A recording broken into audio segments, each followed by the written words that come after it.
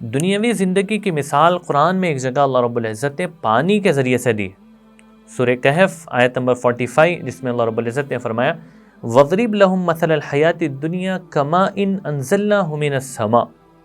آپ ان کو بتا دیں کہ دنیا کی زندگی کی مثال آسمان سے برسے ہوئے پانی کی طرح ہے.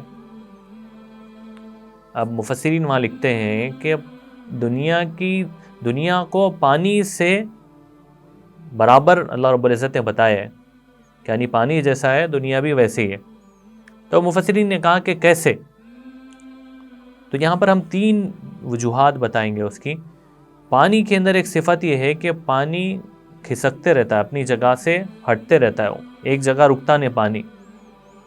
تو ایسے ہی دنیا بھی کسی ایک کے پاس ہمیشہ رہتی ہی نہیں. جو آدمی سمجھ رہا ہے کہ میرے پاس ہمیشہ دنیا رہے گی، دنیا نہیں رہنے والی. آہستہ آہستہ وہ دوسروں کے پاس جا رہی ہے.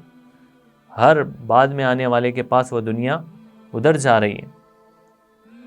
تو اس لیے دنیا میں زیادہ دل لگانا اچھی چیز نہیں ہے. اسی طرح پانی اور دنیا میں ایک یکسانیت یہ ہے کہ پانی میں جو بندہ جاتا ہے تو تر ہوئے بغیر نہیں رہتا، یعنی وہ بھیگ جاتا ہے، اس کے کپڑے بھیگ جاتے ہیں، اس کا جسم بھیگتا ہے. ایسے ہی دنیا میں بہت زیادہ اندر داخل ہو جائے آدمی، دنیا کمانے میں، دنیا جمع کرنے میں، دنیا حاصل کرنے میں، تو پھر وہ دنیا اپنا اثر اس کے اوپر دکھاتی ہے اور وہ آخرت کو بھول جاتا ہے. تو اس لیے دنیا ضرورت کے بقدر اچھی ہے. تو ایک یہ دوسری بات ہے. تیسری بات پانی اور دنیا میں یکسانیت کی تیسری بات یہ ہے کہ پانی اگر ضرورت کے مطابق ہے تو وہ فائدہ دیتا ہے، اگر ضرورت سے زیادہ ہو جائے تو وہی پانی نقصان دیتا ہے.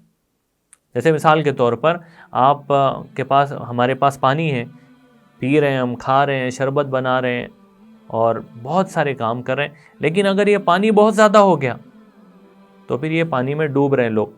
شہر ڈوب گیا، بستی ڈوب گئی، کاریں ڈوب گئے، ساری چیزیں ڈوب گئی. تو پانی جیسا ضرورت سے زیادہ ہو گیا تو نقصان پہنچاتا ہے، ایسے ہی دنیا بھی اگر ضرورت کے بقدر ہے تو اس سے نفع حاصل ہوتا ہے، اور اگر یہ دنیا ضرورت سے زیادہ ہو جائے تو پھر یہ دنیا نقصان دیتی ہے.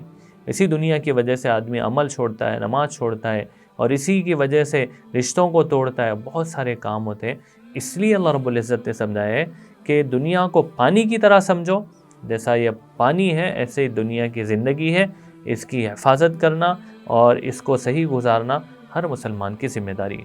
اللہ پاک عمل کی توفیق عطا فرمائے.